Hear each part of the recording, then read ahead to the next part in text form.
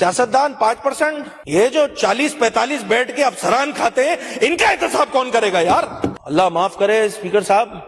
بہت ایمانداری سے بتا رہا ہوں، آپ کو ٹینڈر چاہیے،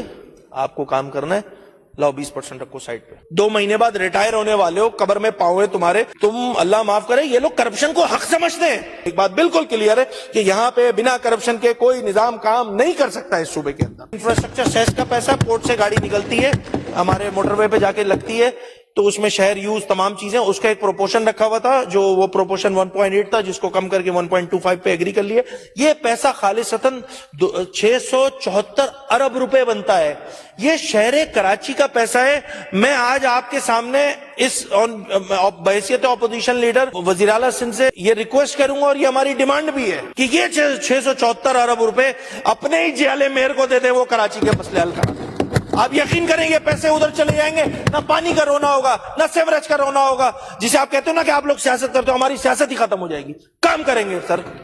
اس میں K4 کا مسئلہ بھی حل ہو جائے گا، آپ کی آگمنٹیشن کا بھی مسئلہ حل ہو جائے گا، جو کہ آپ بین الاقوامی بینکوں سے اٹھا کے قرضوں کے پیسوں پہ آگمنٹیشن کا کام کر رہے ہیں، اور اس میں اللہ معاف کرے کیا کیا ہو رہا ہے، میں زیادہ بات نہیں کرنا چاہ رہا، اس کا پی ڈی جو ہے وہ کیا کر رہی ہوتی ہے، پی ڈی وہ خاتون ہے شاید کوئی، اللہ معاف کرے اسپیکر صاحب،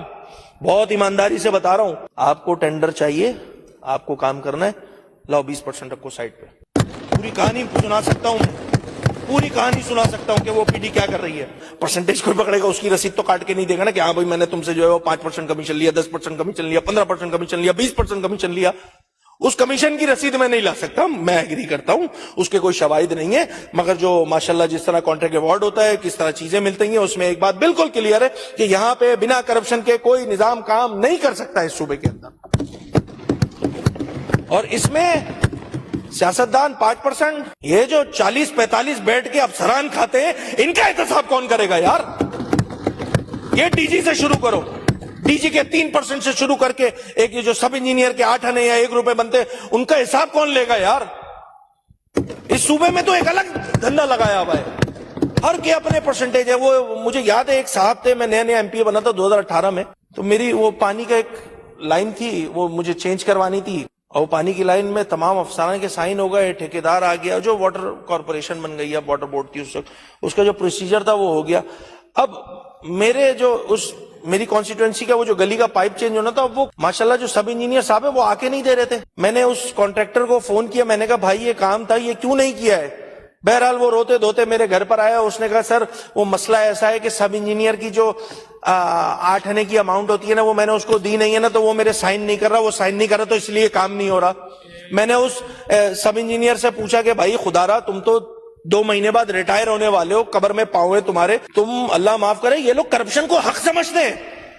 کہ تنخواہ تو اپنی جگہ، سر یہ تو ہمارا رائٹ ہے، ایس سی این کے اپنے پیسے ہیں، ایس سی کے اپنے پیسے ہیں، چیف کے اپنے پیسے ہیں، ڈی جی تک کے اپنے پیسے ہیں، پھر جو اوپر بیٹھا ہوتا ہے اس کے بھی ہوتے ہیں، اس صوبے میں ہے۔ ایک صاحب کا نام لیے بغیر ایک بات کروں گا، وہ بولتے ہیں یار علی تمہیں تو پتہ ہے نا میں نہیں لیتا۔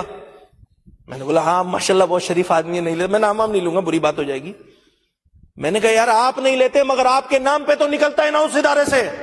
وہ کون لیتا ہے پھر؟ آپ شریف ہے مان لیا میں نے، اس صوبے کو اس نہج پہ لے کر آ گئے یہ لوگ۔